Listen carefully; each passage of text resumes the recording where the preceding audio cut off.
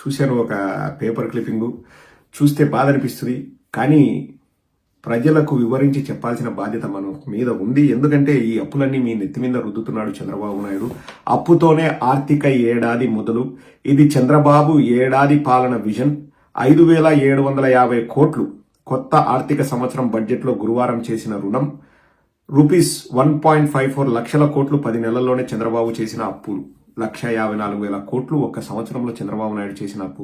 రాష్ట్ర చరిత్రలో ఏడాదిలోనే ఇంత అప్పులు చేసిన ఘనత బాపుదే. గత ఆర్థిక ఏడాది కేంద్రం అనుమతికి మించి 24,805 కోట్లు అదనంగా అప్పు. ఇన్ని అప్పులు చేసిన సూపర్ 6 హామీల అమలు ఊసేలేదు. ఎప్పుడెప్పుడు ఏ అప్పు చేసి అంటే ఏప్రిల్ 3వ తేదీ చేసిన అప్పు 5,750 కోట్లు. మార్చి 24వ తేదీ చేసిన అప్పు ఆర్బీఐ దగ్గర అండి. ఇవన్నీ రికార్డ్స్ ఉన్నాయి, ఏవి మనం చెప్పేది అబద్ధాలు కాదు. 4,545 కోట్లు మార్చి 24వ తేదీ. మార్చి 4వ తేదీ 3,600 కోట్లు. ఫిబ్రవరి వరకు కార్డ్ చెప్పిన గణాంకాల ప్రకారం 90,557 కోట్లు. సో అన్ని కలిపితే 1,04,455 కోట్లు. బడ్జెటేతర అప్పు మార్క్ఫెడ్ దగ్గర 6,700 కోట్లు. పౌర సరఫరాల సంస్థ 2,000 కోట్లు. ఏపీఐఐసి 1,000 కోట్లు. ఏపీఎండిసి 9,000 కోట్లు.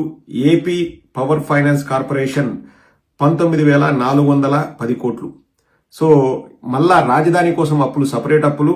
హడ్కో ద్వారా 11,000 కోట్లు. ప్రపంచ బ్యాంకు, ఏషియన్ డెవలప్మెంట్ బ్యాంకు 15,000 కోట్లు. జర్మనీకి చెందిన కేఎఫ్డబ్ల్యూ సంస్థ 5,000 కోట్లు. మొత్తం 31,000 కోట్ల అప్పు. సో అన్ని కలిపితే 1,54,000 కోట్లు. ఇంకా సంవత్సరం కూడా పూర్తి కాలేదు. చంద్రబాబు నాయుడు అధికారంలోకి వచ్చి ఒక సంవత్సరం కూడా పూర్తి కాలేదు. 10 నెలల్లో చంద్రబాబు నాయుడు చేసిన అప్పు 1,54,000 కోట్లు గణాంకాలతో సహా ఉన్నాయి. ఇది ఎక్కడ కూడా మనం ఏదో అబద్ధం చెప్పి చంద్రబాబు చెప్పినట్టు 10 లక్షల కోట్లు అప్పు అంటాడు కదా. చూపిమను 10 లక్షల కోట్లు ఎక్కడ అప్పు ఉందో చూపిమను. వాళ్ళ ఆర్థిక మంత్రి అసెంబ్లీ సాక్షిగా చెప్పిందే 6,46,000 కోట్లు. ఏది అన్ని కలిపి గ్యారంటీడ్, నాన్ గ్యారంటీడ్ డెట్ అంత కలిపితే అంత. కానీ చంద్రబాబు నాయుడు 10 లక్షల కోట్లు అంటాడు. ఇక్కడ ఇంత అప్పు చేసి ఏమైనా మీకు ఒక్క పథకమైన ఇస్తున్నాడంటే ఏమి ఇవ్వట్లేదు. ఎందుకు అంత అప్పు అవుతుంది? పోనీ గవర్నమెంట్కి ఏదైనా ఆదాయం పెరుగుతుందా అంటే ఇంత ముందు కంటే లిక్కర్ ఎక్కువ కన్జ్యూమ్ చేసుకున్నారు ఆంధ్ర రాష్ట్ర ప్రజలు, ఎక్కువ లిక్కర్ సేల్స్ అయ్యాయి. కానీ గవర్నమెంట్కు ఆదాయం పడిపోయింది. ఎందుకు పడిపోయిందో మీకు తెలుసా అండి? ఇంకా నేను వేరే చెప్పాలా? మన వల్ల తెలుగుదేశం వల్ల జోబుల్లోకి, బెల్ట్ షాపుల్లో డబ్బులు ఎన్ని పోతుంటే గవర్నమెంట్కి ఆదాయం ఎక్కడి నుంచి వస్తుంది? ఇది చంద్రబాబు నాయుడు చేస్తున్న విజను, ఇది చంద్రబాబు నాయుడు చేస్తున్న ఆర్థిక సంస్కరణలు. ఇప్పుడు చంద్రబాబు నాయుడు నిన్న 5,700 కోట్లు అప్పు చేస్తే ఈనాడు వాళ్ళు ఎలా రాశారో, దాన్ని ఎలా కవర్ చేయాలనుకున్నారో ఒక్కసారి చూడండి. ₹5,750 కోట్లు అప్పు తీసుకున్న ప్రభుత్వం, ఇది రాసింది ఈనాడు వాడే. ₹5,750 కోట్ల అప్పు తీసుకున్న ప్రభుత్వం, అప్పు తీసుకుంది అంటే సున్నితంగా రాయడం. రాష్ట్ర ప్రభుత్వం ₹5,750 కోట్ల రుణం సమీకరించింది అంటే అది కూడా ఒక గొప్పతనమే, జాకి పెట్టాలి దానికి కూడా. రిజర్వ్ బ్యాంక్ గురువారం నిర్వహించిన సెక్యూరిటీల వేలంలో పాల్గొని ఈ మొత్తాన్ని తీసుకుంది. జస్ట్ సమీకరించింది, తీసుకుంది అని అంటే ఒక స్మూత్ గా ప్రజల్లోకి తీసుకెళ్లడం. ప్రస్తుత ఆర్థిక సంవత్సరంలో కేంద్ర ప్రభుత్వం ఇచ్చిన అనుమతుల మేరకు దీన్ని సమీకరించింది. 6.78% వడ్డీకి 8 ఏళ్ల కాల పరిమితితో 1,000 కోట్లు. 9 ఏళ్ల కాల పరిమితితో 6.79% వడ్డీకి మరో 1,000 కోట్లు. 12 ఏళ్ల కాల పరిమితితో 6.84% వడ్డీకి ఇంకో 1,000 కోట్లు. 15 ఏళ్ల కాల పరిమితితో 6.88% వడ్డీకి 1,350 కోట్లు. 16 ఏళ్ల కాల పరిమితితో 6.85% వడ్డీకి 1,400 కోట్లు అప్పు తీసుకుంది. మొత్తం 5,750 కోట్లు ఏప్రిల్ 3వ తేదీ తీసుకుంది. సో అంత సున్నితంగా చెప్పారు. అదే జగన్మోహన్ రెడ్డి గారు అప్పు చేస్తే 2/11/2022 అప్పుడు కోవిడ్ వల్ల కష్టాలు ఇవన్నీ ఉన్నాయి, అన్ని ప్రాబ్లమ్స్ ఉన్నాయి, మనకే కాదు ప్రపంచం మొత్తం ఉన్నాయి. కానీ అప్పుడు ఎట్లా రాస్తారు హెడ్డింగ్? ఈనాడు వాడే అప్పుల్ తిప్పల్. ₹5,000 కోట్ల రుణానికి విశ్వ ప్రయత్నాలు. అంటే అంతగా విశ్వ ప్రయత్నాలు చేసినారా అండి? అంటే వాడికి ఎట్లా తెలిసింది ఈనాడు వాడికి అంత విశ్వ ప్రయత్నాలు? అంటే ఒక మ్యాటర్ని అమ్మ అని చంద్రబాబు చెప్తూ నీ అమ్మ అని జగన్మోహన్ రెడ్డి గారి మ్యాటర్ని చెప్పడం అంటే ఇదే అమ్మకు నీ అమ్మకు ఉన్నంత తేడా చూడండి. ఆర్ఈసీతో మారిటైమ్ బోర్డు పెద్దల మంతనాలు, పోర్టుల నిర్మాణం పేరుతో రుణాలు. రాష్ట్రంలో పోర్టుల నిర్మాణం పేరుతో ఏపీ మారిటైమ్ బోర్డు ఏకంగా 5,000 కోట్ల రుణాన్ని అధిక వడ్డీలకు తీసుకునేందుకు ప్రయత్నిస్తుంది. ఆర్ఈసీ లిమిటెడ్ నుంచి ఈ రుణం తీసుకునేందుకు తాజాగా మంతనాలు సాగాయి. రాష్ట్ర ప్రభుత్వం బహిరంగ మార్కెట్లో రిజర్వ్ బ్యాంకు నిర్వహించే సెక్యూరిటీ వేలంలో 7% నుంచి 8% పైగా వడ్డీలకు ఇటీవల రుణాలు తీసుకుంటుంది. అవే చాలా ఎక్కువ అనే విమర్శలు వస్తున్నాయి. మరి ఇప్పుడు నువ్వు ఇంతగా రాసినావు కదరా, 6.78, 6.79, 6.84, 6.88, 6.85తో వడ్డీలు తీసుకుంటే అది పెద్ద కాదు. 7% నుంచి 8% పైగా వడ్డీలకు ఇటీవల రుణాలు తీసుకుంటే అవే చాలా ఎక్కువ అనే విమర్శలు వస్తున్నాయి. మరి ఇప్పుడు చంద్రబాబు నాయుడు తీసుకుంటే విమర్శలు ఏమి రావు, అసలు విమర్శలే ఉండవు. అలాంటిది ఆర్ఈసీ రుణానికి వడ్డీ 12 నుంచి 13% వరకు ఉంటుందని సమాచారం. ఇక ఒకవైపు రాష్ట్ర ఆర్థిక పరిస్థితి అంతంత మాత్రంగా ఉంది. రుణాలు తీసుకుంటే తప్ప ఉద్యోగ జీతాలు, పెన్షన్ చెల్లించలేని పరిస్థితులు కనిపిస్తున్నాయి. ఇప్పటికే చేసిన అప్పులు వడ్డీలు చెల్లించేందుకు మళ్లీ అప్పులు చేయాల్సిన పరిస్థితి. ప్రభుత్వమే కార్పొరేషన్లు, బోర్డులు ఏర్పాటు చేసి రుణాలు తీసుకుంటున్నా వాటికి బడ్జెట్ నుంచి చెల్లించాల్సి ఉంటుంది. ఇంతగా రాష్ట్ర పరిస్థితి పైన, రాష్ట్ర ఆర్థిక స్థితిగతులపైన, రాష్ట్రంలో ఉన్న అప్పులపైన, అప్పులకు కట్టాల్సిన వడ్డీలపైన ఆ రోజు మాత్రం చిత్తశుద్ధి ఉన్న ఈనాడు పేపరు ఈ రోజు సమీకరించింది, తీసుకునింది, మంచి చేసింది. ఇవన్నీ మాట్లాడడం ఎంతవరకు సమంజసం అండి? ఎంతవరకు సమంజసం? ఒకసారి మనం అంతా కూడా ఆలోచించాలి. చంద్రబాబు నాయుడు 10 నెలల్లో చేసిన అప్పు 1,54,000 కోట్లు. ఎన్నికల ముందు ఇట్లా 2 సంఖ్యలు ఎత్తుతూ మీతో ఏం చెప్పాడండి చంద్రబాబు నాయుడు? మనం అధికారంలోకి వచ్చిన వెంటనే సూపర్ 6 అమలు చేస్తాం, ఎలా డబ్బులు సమీకరించాలో నాకు తెలుసు, నేను సంపద సృష్టిస్తా, నేను విజనరీని, ఆ వచ్చిన సంపదతో నేను ఇస్తాను అని చెప్పాడు. కానీ ఇప్పుడేం మాట్లాడుతున్నాడో ఒక కొసమెరుపు చూపిస్తాను చూడండి, అది చెప్పి ముగిస్తాను. ఇప్పుడు నిన్న మాట్లాడిన మాటలు మొత్తం పూర్తిగా ఎలక్షన్స్ ముందు ఏం మాట్లాడో దానికి అంతా ఆపోజిట్. ఇప్పుడు ఒక్కసారి వినండి. డబ్బులు లేవు, అప్పు ఇచ్చేవాడు కూడా కనపడడం లేదు. అదే సమయంలో ఏవైతే నేను చెప్పానో సూపర్ 6 కూడా అమలు చేయాలి.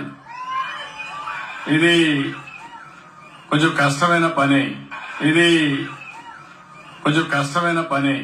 ఎన్నికలకు ముందేమో బాబు షూరిటీ, భవిష్యత్ గ్యారంటీ. ఎన్నికలు అయిపోయిన తర్వాత మాత్రం బాబు షూరిటీ, మోసం గ్యారంటీ. ఎలక్షన్స్ ముందు అంత కాన్ఫిడెంట్ గా నేను సంపద సృష్టిస్తానోడు ఇప్పుడు సంపద సృష్టిస్తానే మాట పక్కన పెట్టి అప్పులు కూడా పుట్టట్లేదు అంటున్నాడు. అప్పులు పుట్టాయి స్వామి.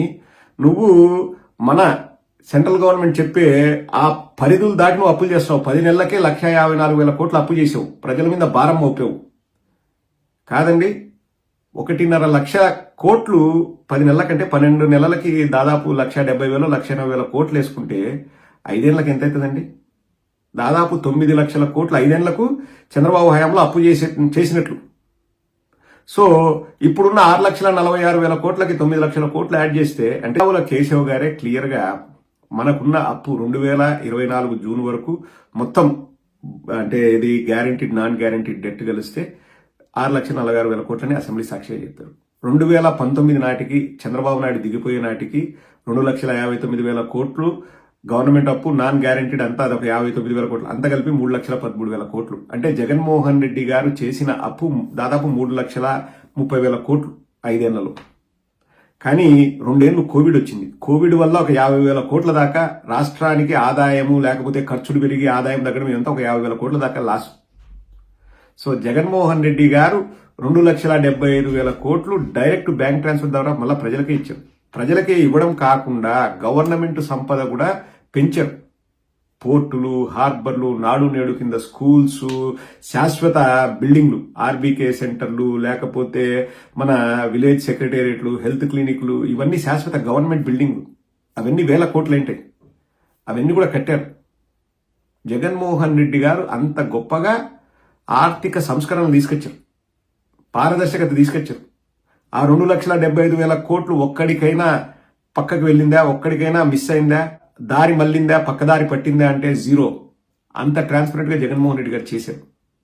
చంద్రబాబు నాయుడు ఏం చేస్తున్నాడండి?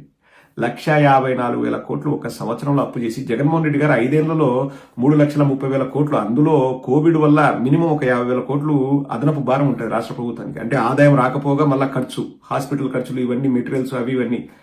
సో జగన్మోహన్ రెడ్డి గారు 5 ఏళ్లలో దాదాపు 2,80,000 కోట్లు కోవిడ్ తీసేసి చెప్తున్నా ఖర్చు చేస్తే చంద్రబాబు నాయుడు ఒక సంవత్సరం 1,54,000 కోట్లు, ఒక సంవత్సరం కూడా కాదు 10 నెలల్లో. ఆయన విజనరీ. ఇంకా నాకు ఇంతకంటే ఎట్లా చెప్పాలో అర్థం కాదండి. ప్రజలందరూ ఒకసారి ఆలోచన చేయండి. ఇది అప్పు అనేది మీ మీద రుద్దుతున్నారు. ఇంకా ఇప్పటికీ సిగ్గు లేకుండా 10 లక్షల కోట్లు అప్పు అంటాడు. ఆధారాలు చూపివ్వనండి. ఇప్పుడు నేను చెప్పిన ప్రతి దానికి నేను ఆధారం చూపిస్తాను. లేకపోతే నేను యూట్యూబ్లో ఉన్నాను, నేను రాజకీయాలు మాట్లాడను, నేను వెళ్ళిపోతాను. ఆలోచన చేయాలి కదండి. సామాన్యులో మనం అంతా కూడా ఆలోచన చేయాలి. ఇప్పుడు వచ్చేసి తెలుగుదేశం వాళ్ళు చెప్పేది ఏంటంటే అసలు చంద్రబాబు నాయుడు సూపర్ 6 ఇవ్వాలంటే ప్రజలే వద్దంటున్నారంట. ప్రజలు మాకు అభివృద్ధి కావాలి, ఎవరికి కావాలి ఈ సూపర్ 6 అని అంటున్నారంట. మరి ఓట్లేసిన దానికే కదండి ప్రజలు. అట్లా చెప్పినా కానీ వాళ్ళు నమ్మరు. ఇప్పుడు సూపర్ 6 ఇస్తారు, జగన్మోహన్ రెడ్డి గారి కంటే ఎక్కువ మేము పథకాలు ఇస్తామంటే సరే, జగన్మోహన్ రెడ్డి గారి మీద మాకు వ్యతిరేకత లేకపోయినా కానీ చంద్రబాబు నాయుడు ఇంకా ఎక్కువ ఇస్తాను కానీ ఆశపడి ఓట్లు వేసారు. న్యూట్రల్గా ఉండే వాళ్ళంతా. మా ఓటు బ్యాంక్ మాకు ఉన్నింది. మా 40% మాకు వచ్చింది. ఇంతకుముందు 10% మాకు వచ్చిన ఓటు బ్యాంకు వాళ్ళందరూ కూడా చంద్రబాబు నాయుడు ఇంకా ఎక్కువ ఇస్తారని చెప్తే వాళ్ళకు ఓట్లు వేశారు. కూటమి కలవడం అన్ని కలిపి. దాంట్లో సూపర్ 6 ఒకటి పెద్ద రోల్ ప్లే చేసింది. ఇప్పుడు మేము ఇవ్వాలనుకున్నాం, ప్రజలే వద్దని చెప్పడం అని వాళ్ళు అనడం ఎంతవరకు సమంజసం అండి?